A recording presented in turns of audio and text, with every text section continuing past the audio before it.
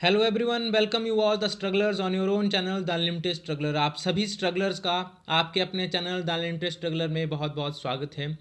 Research methodology की series में आज हम डिस्कस करने जा रहे हैं basis for classification of scale. हमने मेजरमेंट ऑफ स्केल जो है वो स्टार्ट किया था और आज उसी के आगे हम डिस्कस करेंगे स्केल क्या होता है। अभी तक सिर्फ हमने मेजरमेंट पढ़ा, अब हम स्केल पढ़ेंगे। मेजरमेंट में हमने पढ़ा कौन कौन से टाइप होते हैं, क्या मेजरमेंट होता है, उसमें हमने नॉमिनल, ऑर्डिनल, इंटरवल और रेशो जो है वो पढ़े थे। आज हम ये डिस्कस करेंगे कि स्केलिंग क्या होता है, किस तरह से स्केलिंग की जाती है और एक स्केल को जब कंस्ट्रक्ट किया जाता है तो कौन कौन से फैक्टर या क्राइटेरियाज हमें कंसीडर करने पड़ते हैं, या स्केल्स को हम किस तरह से क्लासीफाई कर सकते हैं कि किस कैटेगरी से बिलोंग करता है। वीडियो स्टार्ट करने से पहले आप लोगों से रिक्वेस्ट रहेगी कि हमारे चैनल द अनलिमिटेड स्ट्रगलर को सब्सक्राइब करें और बेल आइकन को हिट कर लें ताकि आपको हर आने वाले लेटेस्ट वीडियो की इंस्टांट नोटिफिकेशन मिल जाए। और हमारा फेसबुक और इंस्टाग्राम पेज है द अनलिमिटेड स्ट्रगलर के नाम से, उसे लाइक करें और फॉलो करें। और आपको बताना चाहेंगे कि पेपर 1 और पेपर 2 मैनेजमेंट के handwritten notes soft copy और हार्ड कॉपी दोनों जो हैं वो अवेलेबल है बिल्कुल मिनिमम प्राइसेस पे। आपको अगर चाहिए तो आप कभी भी दिए गए नंबर्स पे कॉल कर सकते हैं और ले सकते हैं। अब बात करते हैं स्केलिंग क्या होता है। देखिए, स्केलिंग की जब बात आती है तो स्केलिंग का मतलब है assigning numbers to various degrees of opinion, attitude and other concept. देखिए, अगर मान लीजिए एक बिहेवियरल कॉन्सेप्ट है, फॉर एग्जांपल एटीट्यूड है। हम एटीट्यूड को माप रहे हैं कि इस पर्सन ने फलानी चीज़ पे या एक्स वाई जेड इवेंट पे जो है एक्स वाई जेड चीज़ बोली, तो उसका क्या ओपिनियन है, उसका क्या एटीट्यूड है, वो क्या समझता है उस चीज़ के बारे में। तो अब उसका जो परसेप्शन होगा, उसका जो व्यू पॉइंट होगा, वो एक थ्योरेटिकल कॉन्सेप्ट होगा। लेकिन उस थ्योरेटिकल कॉन्सेप्ट को हमने नंबर्स में कैसे कन्वर्ट करना है, वो करना है असाइनिंग द नंबर्स। कि हम उसके कुछ एक पैरामीटर लेंगे, उन पैरामीटर्स के हिसाब से हम नंबर असाइन करेंगे।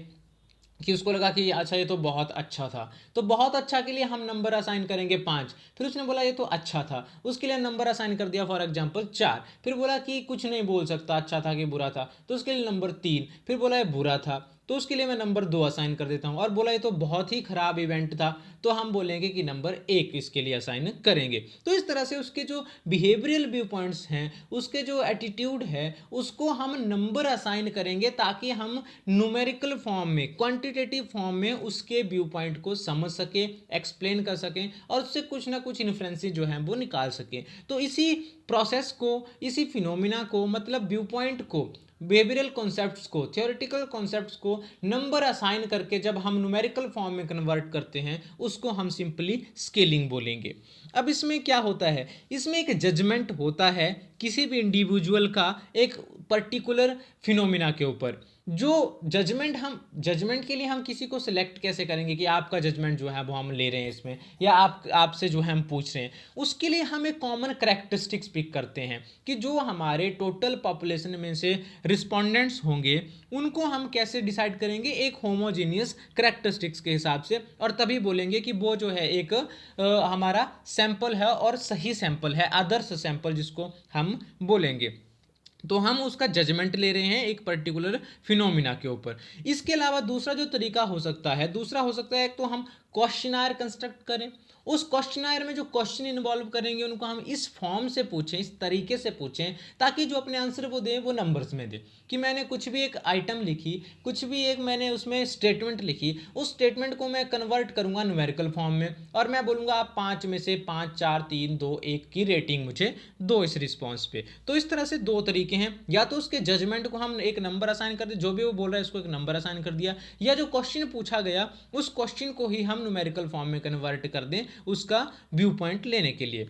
अब बात करें स्केलिंग की, तो स्केलिंग जो होती है वो हमेशा ही क्वांटिटेटिव मेजरमेंट के लिए होती है। यानी कि हम जब स्केलिंग की बात आती है तो उसमें जो भी थ्योरेटिकल कॉन्सेप्ट है उसको क्वांटिटेटिव टर्म में कन्वर्ट कर देते हैं। अच्छा, अब स्केलिंग को हम कैसे डिफाइन कर सकते हैं, procedure for the assignment of numbers or other symbols to a property of the objects in order to impart some of the characteristics of numbers to the properties in question। देखिए, जो भी हमने question पूछा किसी भी particular respondent से, उस question में एक स्टेटमेंट होगी और उस स्टेटमेंट में कोई करैक्टरिस्टिक्स होगी, कोई प्रॉपर्टी होगी या कोई ऑब्जेक्ट होगा जिसके रिगार्डिंग हम चीज़ पूछ रहे हैं, या एक पैरामीटर उस पर होगा जिसमें हमने क्वेश्चन किया, या क्वेश्चन का वो पैरामीटर हम बोलेंगे उस फिनोमिना का एक करैक्टरिस्टिक्स। तो उस फिनोमिना के उस करैक्टरिस्टिक को हम न्यूमेरिकल फॉर्म में कैसे मापेंगे, या उस करैक्टरिस्टिक्स को मापने के लिए जब हम नंबर असाइन करते हैं 5 4 3 2 1 की रेट करो इसके ऊपर, ठीक है, तो इस पूरे प्रोसीजर को मतलब उस करैक्टरिस्टिक्स उस कॉन्सेप्ट को न्यूमेरिकल फॉर्म में हम ढालने के लिए जो प्रोसीजर फॉलो करते हैं उसको हम स्केलिंग बोलेंगे। सिंपली वो प्रोसीजर जो है वो स्केलिंग है कि नंबर कैसे असाइन हमने करना है किसी भी करैक्टरिस्टिक्स को, इवेंट की करैक्टरिस्टिक्स को, इवेंट के कॉन्सेप्ट को, इस तरह से। अब बात आती है कि कौन से बेसिस हैं जो स्केल्स की क्लासिफिकेशन के लिए हम कंसीडर करते हैं, या हमने जब स्केल्स को क्लासिफाई करना है डिफरेंट टाइप्स में तो कौन कौन से पैरामीटर कंसीडर हम करेंगे। तो उसके लिए कुछ एक पैरामीटर्स हैं, जैसे subject orientation, response form, degree of subjectivity, scale properties, number of dimensions और स्केल कंस्ट्रक्शन टेक्निक्स। अब हम वन बाय वन इनको डिस्कस करेंगे। सबसे पहले बात आती है सब्जेक्ट ओरिएंटेशन की। सब्जेक्ट ओरिएंटेशन का मतलब है कि जो हम मापने जा रहे हैं वो कॉन्सेप्ट है क्या, वो किस तरह का कॉन्सेप्ट है, उसकी करैक्टरिस्टिक्स हैं क्या। अब उसकी करैक्टरिस्टिक्स के हिसाब से हम स्केल उसके लिए कंस्ट्रक्ट करेंगे कि वो उसमें हमने मापना क्या है। तो मापने के लिए एटीट्यूड मापना है तो कौन से स्केल पे मापना है, किस स्केल से मापेंगे, वो डिपेंड करता है उसकी करैक्टरिस्टिक्स के हिसाब से। अब करैक्टरिस्टिक्स कैसे डिसाइड होंगी, करैक्टरिस्टिक्स डिसाइड होंगी जो स्टिमुली यूज हो रहा है, जो पर्टिकुलर फिनोमिना में उसके एटीट्यूड को चेंज करने के लिए एक स्टिमुली अप्लाई किया जा रहा है या स्टिमुली अपने आप अप्लाई हो रहा है, उसके करैक्टरिस्टिक्स को हम फाइंड आउट करेंगे और उनके हिसाब से हम डिसाइड करेंगे कि कौन सा स्केल हम यहाँ पे लगाएंगे। मतलब सब्जेक्ट मैटर हमको समझ होना बहुत ज़रूरी है जब भी हम स्केल सिलेक्शन करेंगे या स्केल को क्लासिफाई करेंगे डिफरेंट कैटेगरीज में। अब वो करैक्टरिस्टिक्स क्या होगी इस रिस्पोंडेंट की, वो करैक्टरिस्टिक्स होगी होमोजीनियस करैक्टरिस्टिक्स जो हमारे बहुत आयात सैंपल्स में पाई जाती है, एक सिंगल करैक्टरिस्टिक्स। दूसरा जो पैरामीटर आता है क्लासिफिकेशन का है, दूसरा जो बेस है that is response form. Response form में हम बात करते हैं कि मतलब हम जो रिस्पॉन्सेज ले रहे हैं वो किस फॉर्म में ले रहे हैं। अब इसमें दो फॉर्म्स होती हैं जनरली, एक तो कैटेगोरिकल, दूसरी कंपेरेटिव। कैटेगोरिकल की जब भी हम बात करते हैं तो कैटेगरीज में कंपैरिजन नहीं होता है, उसमें एक पर्टिकुलर कॉन्सेप्ट होगा, एक पर्टिकुलर फिनोमिना होगा या एक पर्टिकुलर वस्तु होगी, थिंग होगी, पर्सन होगा। अब उसके डिफरेंट जो करैक्टरिस्टिक्स हैं उनको रेट हमने करना है कि जैसे मान लीजिए किसी पर्सन को हम रेट कर रहे हैं, उसमें एंगरनेस, उसके एंगर को हम रेट कर रहे हैं, तो इस पर्टिकुलर पर्सन में एंगर कितना है, 5 की रेटिंग स्केल पे आप जो है वो रेट करो इसको। तो एक पर्टिकुलर पर्सन, उसका पर्टिकुलर एक करेक्टरिस्टिक्स, उस पर हम कुछ एक पैरामीटर्स को क्या करेंगे, हम मापेंगे, मेजर करेंगे। दूसरा जो आता है कंपेरेटिव स्केल। कंपेरेटिव स्केल में एक आइटम नहीं होती है या एक पर्सन या एक फिनोमिना नहीं होता है, उसमें मल्टीपल फिनोमिनाज होते हैं, या 2 होंगे, 3 होंगे, 4 फिनोमिना होंगे। अब हम बात करेंगे करेक्टरिस्टिक्स 1 और फिनोमिना 2, मतलब 2 पर्सन, दोनों का करेक्टरिस्टिक एंगर। अब पर्सन ए में और पर्सन बी में, दोनों में अगर एंगर जो हमने अगर मान लो एनालाइज करना है, एंगर जो है हमने मापना है, तो पर्सन ए में एंगर को कितने मार्क्स दोगे आप, जी हमने 4 नंबर दिए। पर्सन 2 में जी हमने 5 नंबर दिए। तो कंपेरेटिव में हमेशा ही 2 या 3 लोग या 4 लोग या मल्टीपल लोग जो होंगे वो इसमें अवेलेबल होंगे और उनके हम एक पर्टिकुलर करेक्टरिस्टिक को हमें मेजर करेंगे स्केल से। दूसरी बात आती है degree of subjectivity. Degree of subjectivity का मतलब है कि with this basis the scale data may be based on whether be measure subjective personal preferences or simply make non preferential judgements. मतलब कि या तो हम मापेंगे उसके पर्सनल प्रेफरेंसेस को, ठीक है, सब्जेक्टिव माने हम अपनी मर्जी से कुछ भी उसमें जो हमारा व्यू पॉइंट है वो हम दे देंगे, या फिर non preference judgement. Non preference judgement का मतलब है कि हम उसमें अपनी मर्जी से कुछ भी जजमेंट नहीं देंगे जो हमें अच्छा लगता है वो हम क्या करेंगे, उसमें कैटेगरीज अपनाएंगे, हम उसमें एक स्केलिंग करेंगे, रेटिंग करेंगे। तो ये डिपेंड करता है कि मैं सब्जेक्टिवली, मेरी सब्जेक्टिविटी क्या कितनी है उस पर्टिकुलर डिग्री, उस फिनोमिना के लिए। तो जितनी सब्जेक्टिविटी ज़्यादा होगी उतना ही मेरा पर्सनल प्रेफरेंसेस उस पर ज़्यादा आएगा, और जितनी सब्जेक्टिविटी मेरी उसके लिए कम होगी उतना मैं उसमें non personal judgement, non preferential या नॉन प्रेफरेंशियल जजमेंट करूँगा। यानी कि मैं उसको नंबर्स के हिसाब से रेट करूँगा, मैं उसको कुछ एक आइटम्स असाइन करूँगा या कुछ एक सिंबल असाइन करूँगा, उसके हिसाब से रेट करूँगा।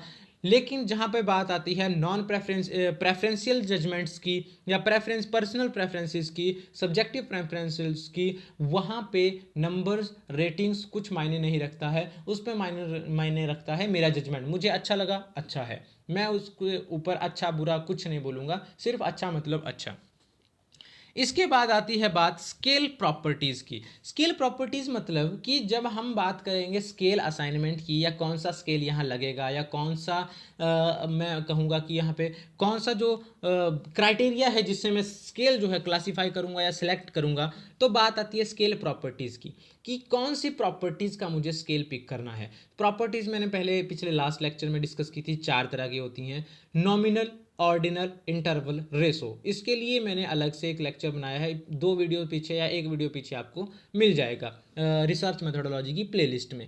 तो नॉमिनल सिर्फ नंबर्स हैं, ऑर्डिनल जो सिर्फ ऑर्डर बताता है, नंबर भी बताता है और ऑर्डर भी बताता है कि कौन कितना बड़ा है, कितना छोटा है। इसके बाद इंटरवल जो बीच के जो डिफरेंस है उसको बताता है, एक मतलब हम बोल सकते हैं कि बिल्कुल सटीक कंपैरिजन हमें करके देता है। इसके बाद रेशो की बात आती है जो नंबर भी बताता है, ऑर्डर भी बताता है, इंटरवल को भी बताता है, और एक बहुत ही अच्छा कंपैरिजन करने का जो है वो स्केल है रेशो स्केल।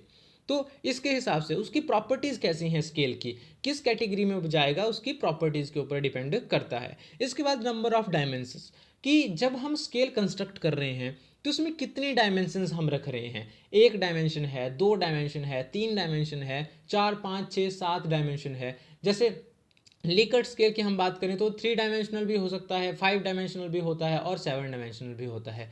जैसे good, neutral, bad 3 dimensional, very good, good, neutral, bad, very bad 5 dimensional. और जब हम इसको और एक्सटेंड कर देते हैं 7 कैटेगरीज पे तो वो नंबर ऑफ डायमेंशन चल जाती है। तो मतलब नंबर ऑफ डायमेंशंस मैं कितनी यूज़ कर रहा हूँ अपने स्केल के ऊपर, तो उसके हिसाब से भी हम क्लासीफाई करते हैं स्केल को। इसके बाद बात आती है स्केल कंस्ट्रक्शन टेक्निक्स, कि मैं कौन सी टेक्निक यूज़ करूँगा अपने स्केल को कंस्ट्रक्ट करने के लिए। क्लासिफिकेशन होगी, टेक्निक कौन सी यूज़ की गई है ये भी एक पैरामीटर है उसकी क्लासिफिकेशन का, स्केल की क्लासिफिकेशन का। तो कुछ एक कैटेगरीज, मेनली 5 टेक्निक्स होती हैं स्केल कंस्ट्रक्शन की। जैसे आर्बिट्रेरी अप्रोच। आर्बिट्रेरी अप्रोच का मतलब है कि एड हॉक अप्रोच या कॉन्सेप्ट बेसिस ये होती है कि मैं किस कॉन्सेप्ट पे रिसर्च कर रहा हूँ, मेरी रिसर्च का कॉन्सेप्ट क्या है, वो कितनी ज़्यादा थ्योरेटिकल है, उसमें मैं क्या मापने वाला हूँ। तो वो चीज़ डिसाइड करती है हमारे स्केल की कंस्ट्रक्शन को और क्लासिफिकेशन को। दूसरा आता है कंसेंसस अप्रोच, ये हम आगे डिटेल में डिस्कस करेंगे, बहुत बड़े टॉपिक्स हैं ये। कंसेंसस अप्रोच का मतलब है पैनल जजमेंट।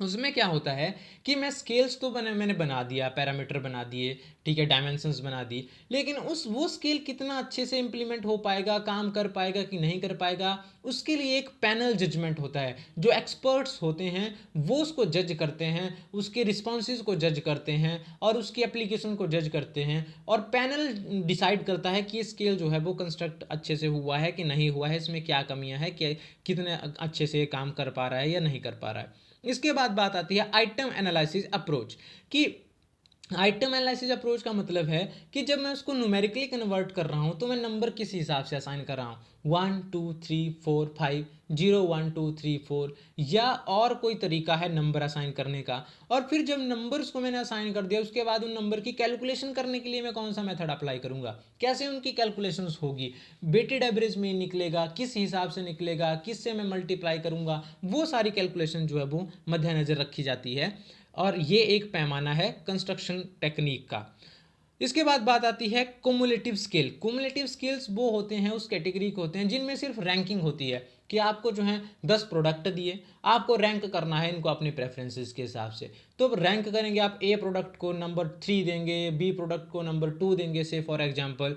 तो इस हिसाब से वो आती है कुमुलेटिव स्केल कि जब हम रैंकिंग दे रहे हैं तो रैंकिंग वाले स्केल भी कंस्ट्रक्ट किए जा सकते हैं। इसके बाद बात आती है फैक्टर स्केल। फैक्टर स्केल का मतलब है कि जब हम डिफरेंट फैक्टर्स को, एक पर्टिकुलर कॉन्सेप्ट के डिफरेंट फैक्टर्स को रैंकिंग करते हैं, कंपैरिजन करते हैं, कोरिलेशन निकालते हैं, जैसे हम फैक्टर एनालिसिस करते हैं, ठीक है, एनोवा एनालिसिस करते हैं, तो वो सारे वहाँ पे फैक्टर एनालिसिस स्केल जो हैं वो लगते हैं। तो ये सारे फैक्टर्स हमें ध्यान रखने पड़ते हैं जब भी हम स्केल कंस्ट्रक्ट कर रहे हैं। इसके बाद उनकी रैंकिंग, हमें रैंक अगर इन्वॉल्व हो रहे हैं तो वो भी हमें ध्यान रखना पड़ेगा वहाँ पे कौन सा स्केल जो है वो लगेगा। इसके बाद कैलकुलेशन का स्कोर किस तरह से होगा वो चीज़ ध्यान रखनी पड़ेगी, आइटम्स ध्यान रखनी पड़ेगी।